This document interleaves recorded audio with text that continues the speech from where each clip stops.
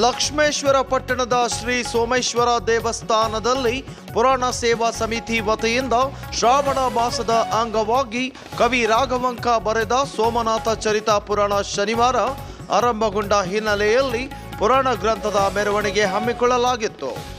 ಇಲ್ಲಿನ ಹೆಸ್ಕಾಂ ಕಚೇರಿ ಆವರಣದಲ್ಲಿನ ಗಣಪತಿ ದೇವಸ್ಥಾನದ ಆವರಣದಲ್ಲಿ ಮಾಜಿ ಶಾಸಕ ಜಿಎಸ್ ಗಡ್ಡದೇವರ ಮಠ, ಕೆಪಿಸಿಸಿ ಬ್ಯಾಂಕ್ನ ಮಾಜಿ ನಿರ್ದೇಶಕ ಸುನೀಲ್ ಮಹಂತ ಶೆಟ್ಟರ್ ಮೆರವಣಿಗೆಗೆ ಚಾಲನೆ ನೀಡಿದರು. ಈ ಸಂದರ್ಭದಲ್ಲಿ ಚೆಮ್ಮಣ್ಣ ಬಾಳೆಕಾಯಿ, ಕುಬೇರಪ್ಪ ಮಹಂತ ಶೆಟ್ಟರ್, ಬಸವೇಶ್ ಮಹಂತ ಶೆಟ್ಟರ್, ಚನ್ನಪ್ಪ ಜಗಲಿ, ಸೋಮಣ್ಣ ಮುಳುಗುಂದ್, ಪೂರ್ಣಾಜಿ ಕರಾಟೆ, ನೀಲಪ್ಪ ಕರ್ಜಕಣ್ಣವರ್, ಬಸಣ್ಣ ಬೆಂಡಿಗೇರಿ, ಬಸಣ್ಣ ಪುಟಾಣಿ, ಈಶ್ವರ್ ಮೆಡ್ಲೇರಿ, ಶೇಖಪ್ಪ ಹುರುಕಡ್ಲಿ, ಶಿವಯೋಗಿ ಅಂಕಲಕೋಟಿ, ಶಾಂತವೀರಯ್ಯ ತೆಲಿಗೆಮಠ್, ಅಶೋಕ್ ಪಾಟೀಲ್ ಸೇರಿದಂತೆ ಸೋಮೇಶ್ವರನ ಭಕ್ತಾದಿಗಳು ಉಪಸ್ಥಿತರಿದ್ದರು. ಈ ವೇಳೆ ಎತ್ತುಗಳ ಮೆರವಣಿಗೆ ಹಾಗೂ ಕುಂಭ ಹೊತ್ತ ಮಹಿಳೆಯರು ಪಾಲ್ಗೊಂಡಿದ್ದರು.